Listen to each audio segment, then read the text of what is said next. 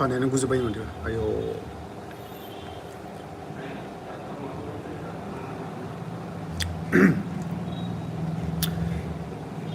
energy मोननायनि drink लोंगासिनो दं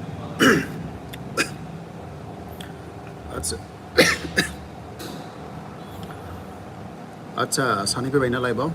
good afternoon बयनिसिमबो रायज सकल मा खबर मारै दङ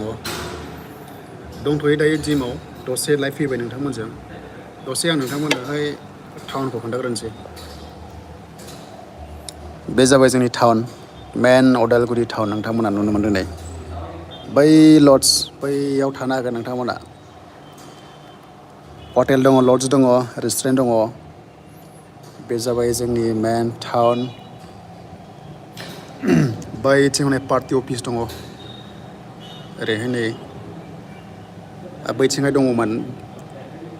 दंजोबो आरो एकदम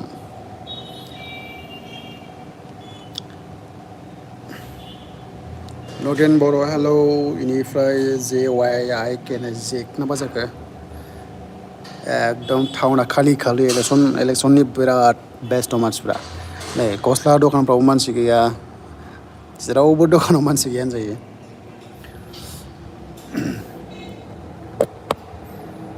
नोंथांमोना सोरनो भट होगोन UPPL होगोन ना NDA होगोन कमेन्ट्स खालामना खोन्थाहरनोसै BTCआवहाय गासै 15टा सिट दङ बे 15टा सिटआवहाय सोर बांसिन MLA देरहागोन नोंथांमोना कमेन्ट्स खालामना खोन्थाहरदो जायफ्रानोखि लाइभ नायाखैबा बे भिडिअ'आव दङ नोंथांमोना कमेन्ट्स खालामना दाबाव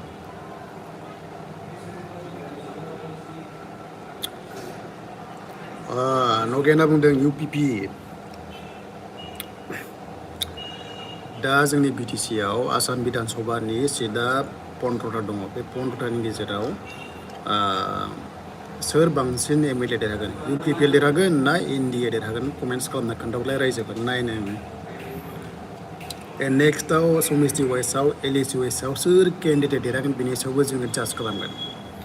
नोंथांमोना एसे कमेन्ट्स खालामना खोन्थाहरदो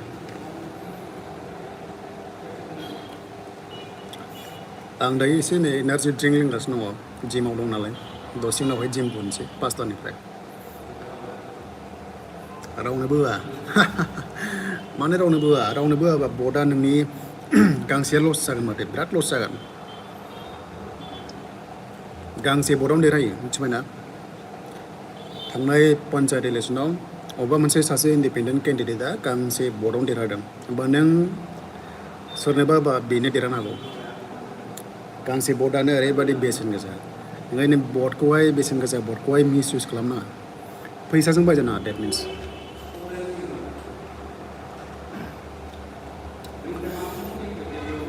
खोन्थाहरदो रायजोफोर आं दा मोनायावलाय फैबावगोन दा दसे ओरैनो थाथ'बाय दसे टाइम पास खालामो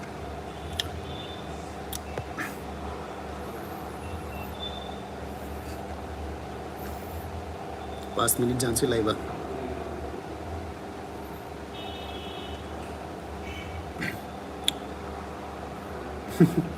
गैथ'वा माथो लाइभआव बारा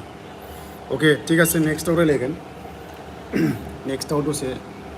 रायलायबावगोन दे दोनथ'बाय रायजोफोर नेक्स्टआव लोगो मोनगोन